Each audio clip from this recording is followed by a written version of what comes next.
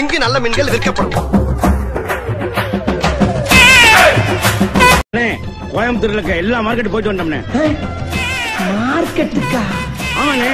மஞ்சள் மீன் இருக்கின்றான், வாழை மீன் இருக்கின்றான், நெய் மீன் இருக்கின்றான், நெத்திலி மீன் இருக்கின்றான், கெண்டை மீன் இருக்கின்றான், கெளுத்தி மீன் இருக்கின்றான். இவ்வளவு ஏன் சொரா மீன் முதற்கொண்டு இருக்குங்கிறான். ஆனா நீங்க கேட்ட ஜாமீன் மட்டும் இல்லைன்ட்டாங்கண்ணே. கடல்லே இல்லையா?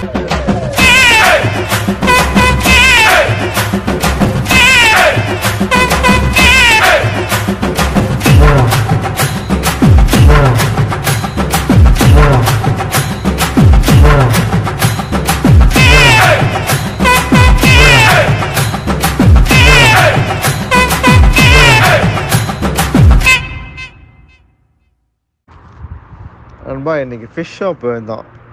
எப்படி இருக்குது பார்த்தீங்களா? அப்படி ஃப்ரெஷ்ஷாக இருக்குது பாருங்கள். மை காட், இந்த மாதிரி ஃபிஷ்னால் நான் பார்த்தது இல்லைங்க. ஏன்னா எங்கள் ஊர் ஃபுல்லாக கிராமப்புறங்கள், ஃபுல்லாக காய்கறி தான் கிடைக்கும், பச்சை பசேர்னு ஃப்ரெஷ்ஷாக கிடைக்கும். நான் சின்ன பையன் இருக்கும்போது கேள்விப்பட்ட ஒரே மீன் ஜிலேபி மீன் தான்.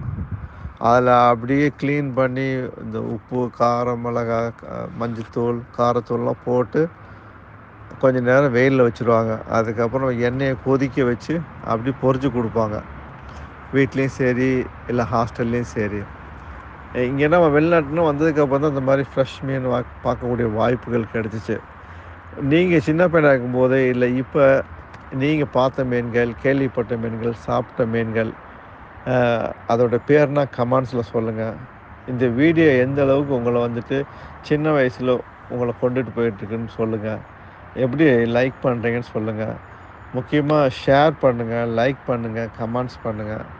தேங்க்யூ மக்களே, தேங்க்யூ ஸோ மச்.